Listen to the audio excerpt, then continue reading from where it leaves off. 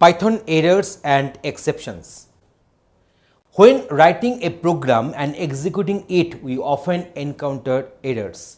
An error caused by not following the proper structure or the syntax of the language is called the syntax error or the parsing error.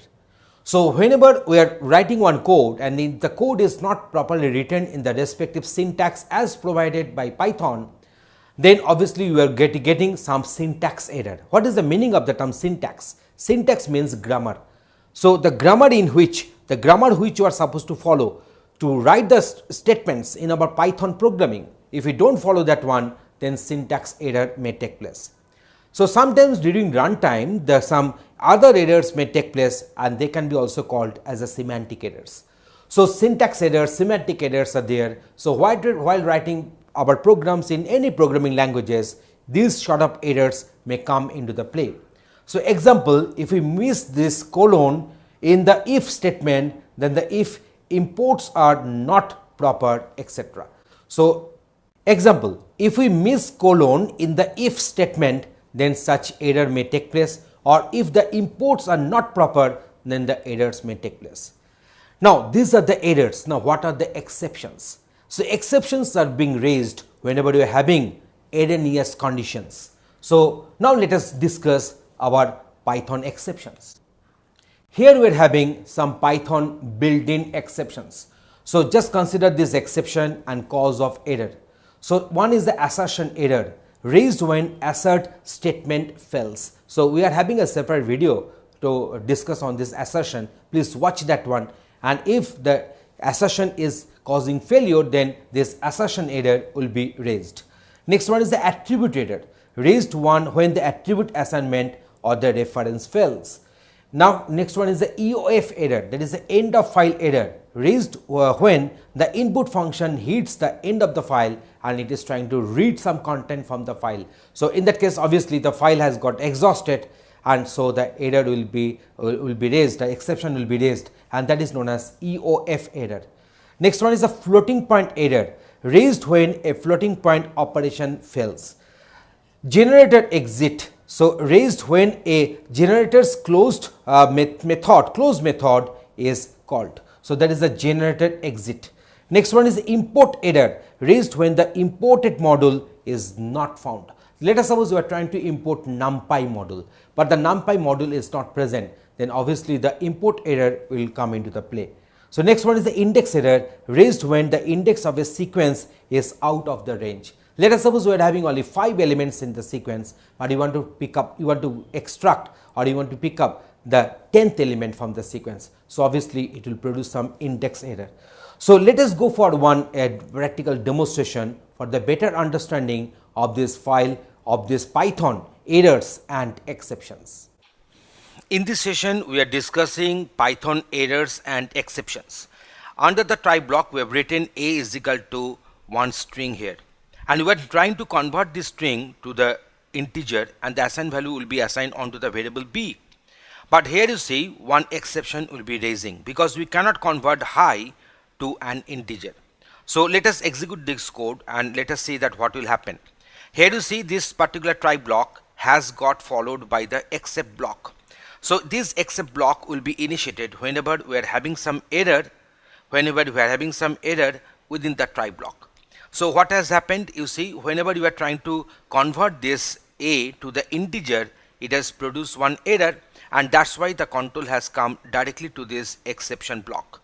So, here this exception block will be denoted by except and colon will be there. If I write here one statement,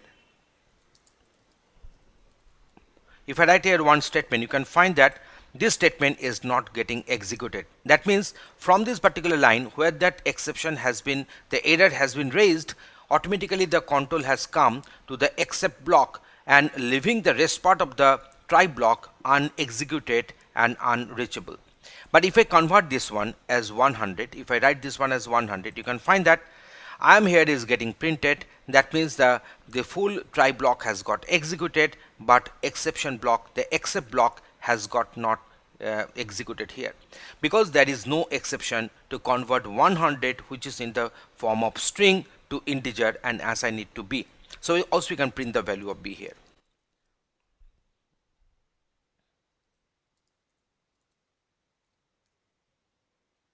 you can find that the B is equal to 100 is getting printed.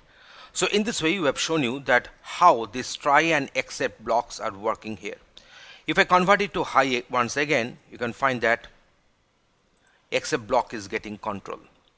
So next one is this one. So catching specific exception. So here A is equal to 5 and B is equal to 0, and we are trying to do A by B. So as B is equal to 0 here, so A by B will produce one exception. Here this particular error we have given the name, that is the 0 division error. So division by 0 is not possible, that is the message to be printed here.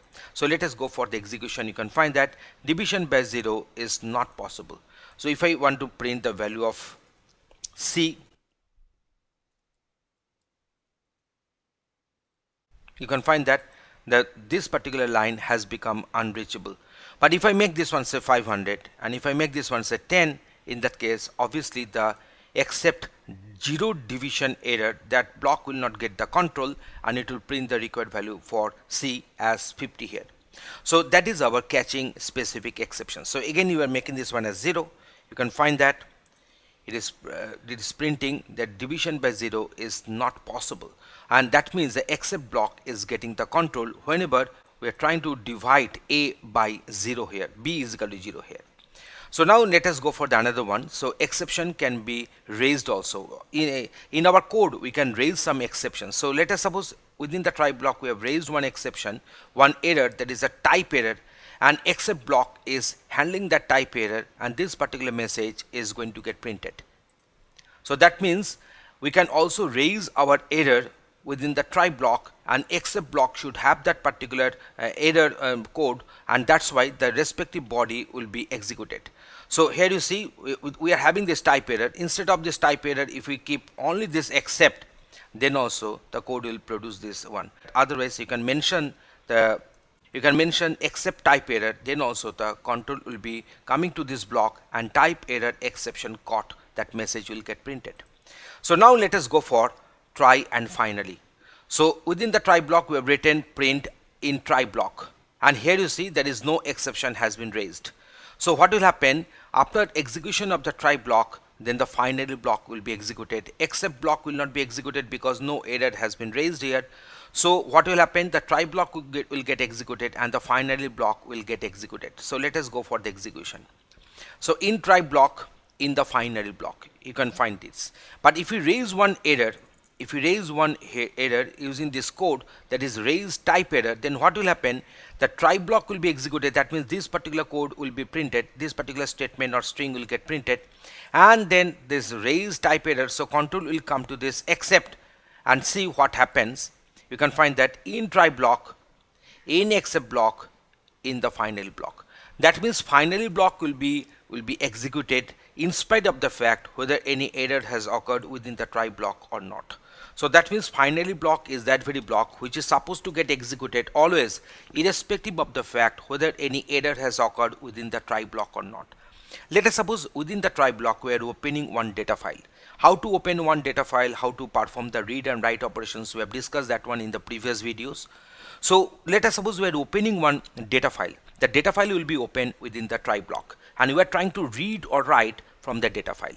Let us suppose there is some error has occurred while reading the data file. Some portion of the data file has fallen on the bad sector of the hard disk. In that case what will happen, some IO error will take place. So in that case what will happen, the exception will be raised and control will come to the except block. But in the finally block we will be keeping always the F close. That means the closing of the file, that very method will be called from the finally block. So what will happen, whenever some error has occurred within the try block, then except block will get the control and ultimately the file will be closed. But while performing the reading or writing operation from the data file, which is there, the code has been written within the try block, if there is no error has occurred, then only also the finally block will get the control and the file will be closed accordingly.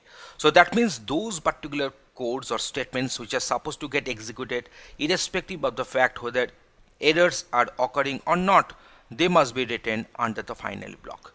So in this way, in this particular demonstration, we have given you the idea what is the purpose of try block, except block and the finally block. Thanks for watching this video.